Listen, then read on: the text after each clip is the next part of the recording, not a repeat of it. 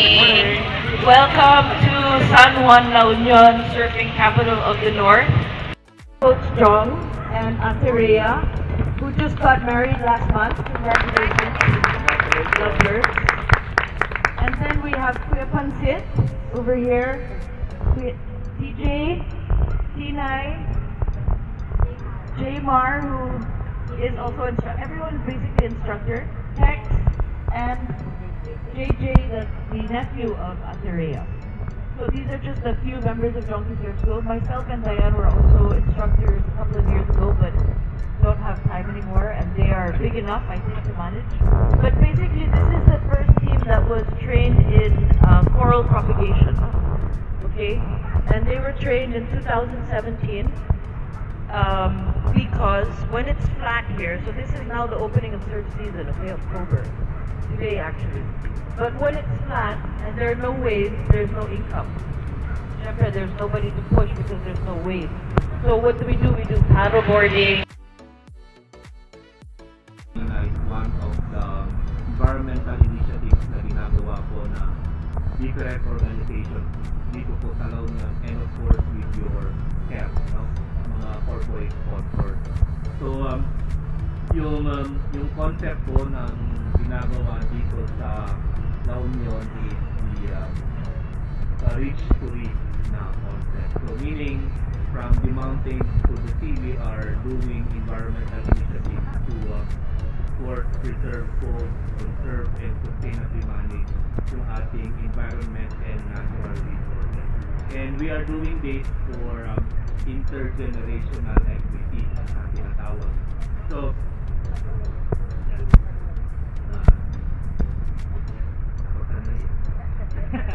okay, intergenerational equity.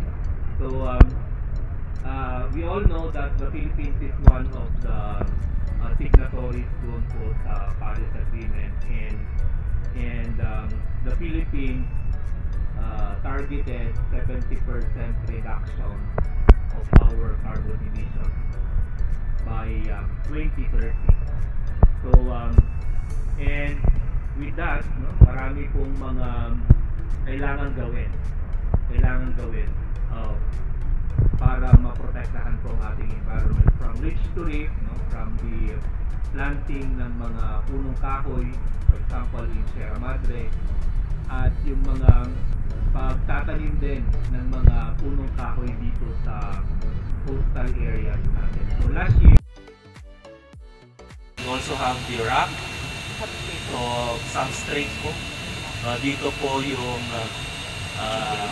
kakapitan, paglalagyan po natin ng coral. So the requirement in selecting the substrate, it should be wet and dirty.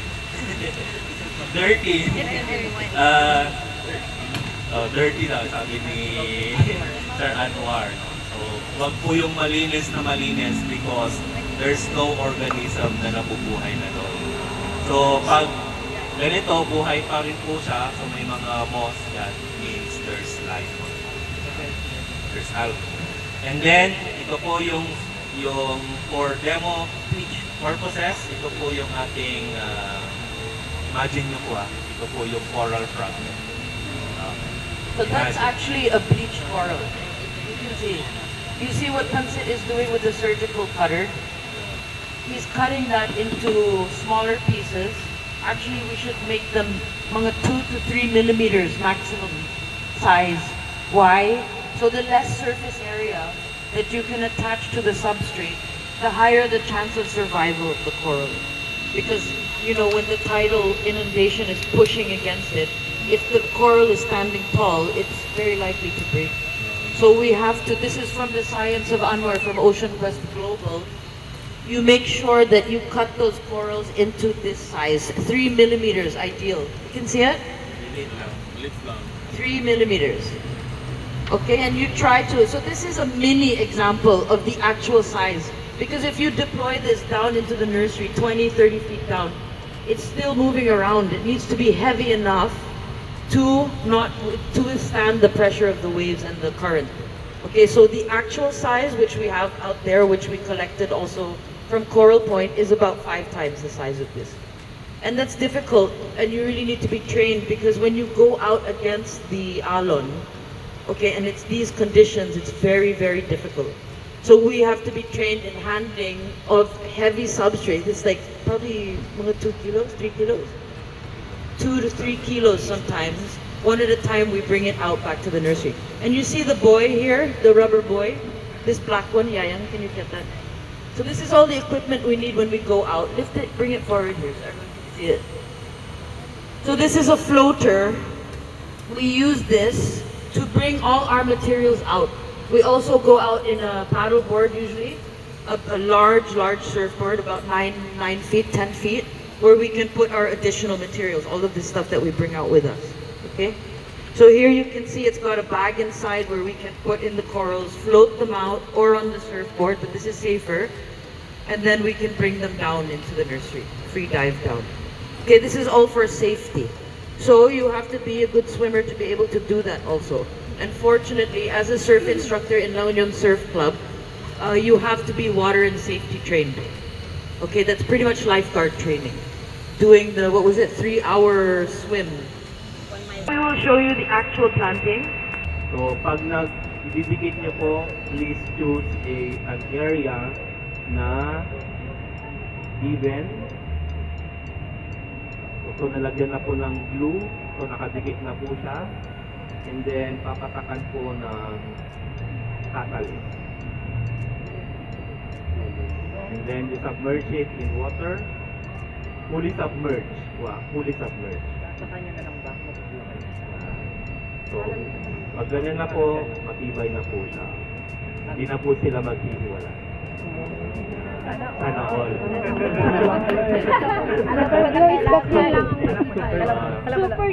Super glue lang pala kailangan. Okay. So, daming naka-relate daming naka-relate.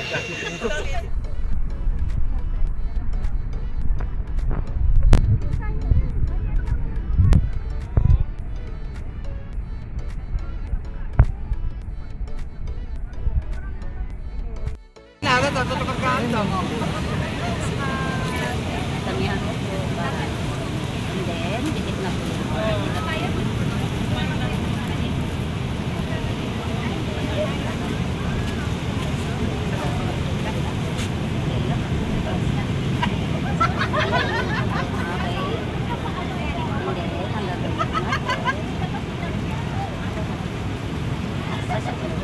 Cute siya. Okay.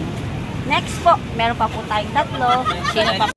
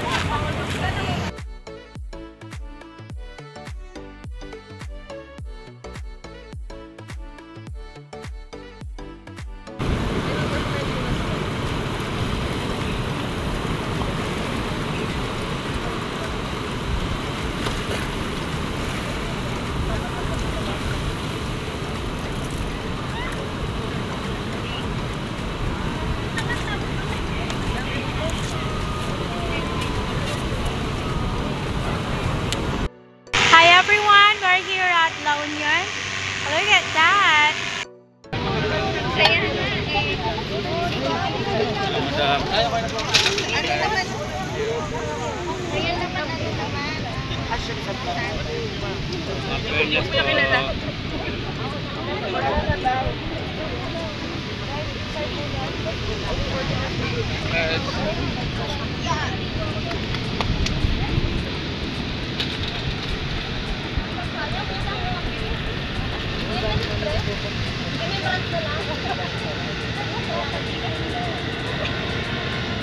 La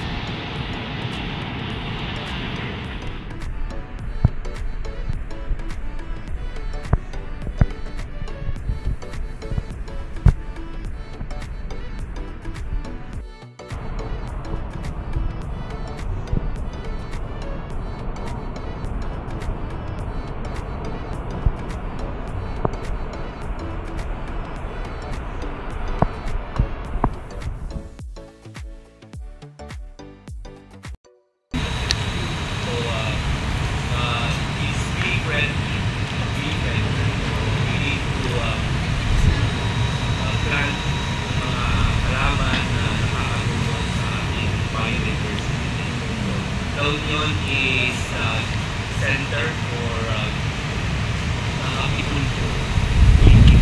So, we need to plant trees. Baba mo muna para hindi ka nahirapan. O, okay lang na hawak. So, the next po na itatanong po natin ay Gusto masubuan kita? No? Uy, sweet.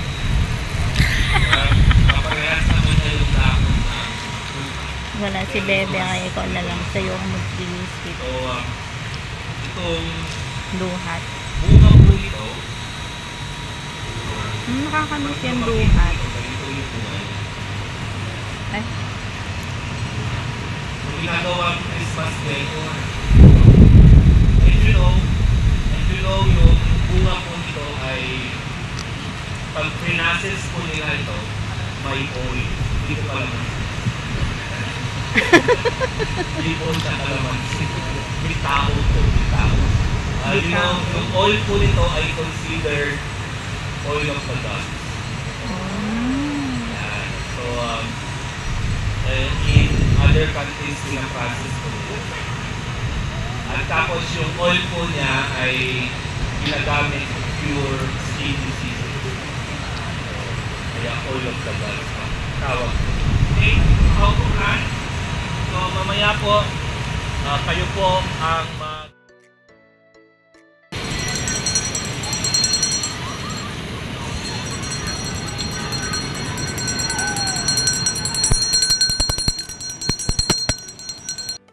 isa sa mga magtuturo sa inyo sa surfing nyo for today, no? So, si Bali si Ma'am, kasi nakapag-surf na siya before, so may boats na siya. Kilala niya pa si Cielo, yung kasama namin. So, first time naman po lahat yung natira na, no? amen! So, marunong naman kayong lumangoy. Hindi Wala ako. naman tayong- Ako Okay sir, lang, di ako marunong medyo lumangoy. mababa. Low tide tayo ngayon. And then yung spot natin is beach break to. Tapos pure sand yan. All sand. So walang bato. Ang bato niyan, both sides lang. Side to side. Hindi naman tayo makakarating doon. So dito lang tayo sa part na to. So ngayon. So wala naman tayong injuries. So okay na tayo sa surfing natin. Introduce ko muna yung surfboard na gagamitin natin.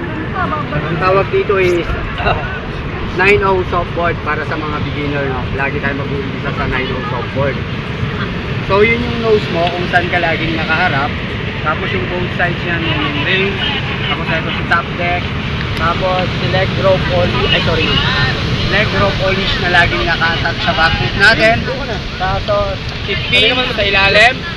Tapos si bottom na nag-glide sa bibig. Yan yung mga parts ng board natin. So check na tayo doon. So ngayon, paano ba tayo sumampa sa board? Ito naman yung gamit ni Reyes, guys. May kanya-kanyang gamit yan. Si Lish naman, gamit niya para pag nahulog ka sa board, hindi siya lalayo. So may hila mo lang siya.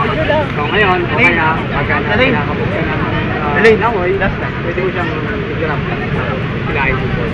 So ito yung technique sa pagsampa sa board.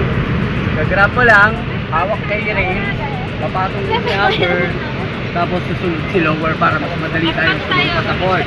Ngayon, pag nasa board kayo guys, make sure na nasa middle yung balance natin. Okay? So para alam natin, para pag tatayo tayo, meron nakagatan yung balance. So ngayon, may dalawang stances sa surfing. Back foot natin is right, regular. Back foot natin is left, goofy.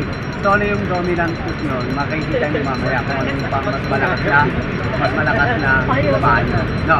So, titingnan natin yung mga coach nyo, sila naman yung magsasabi kung regular goofy nyo. Makikita nyo mamaya pag one by one, nadapa kayo, sila yung so ngayon, technique naman tayo sa pagtayo, no?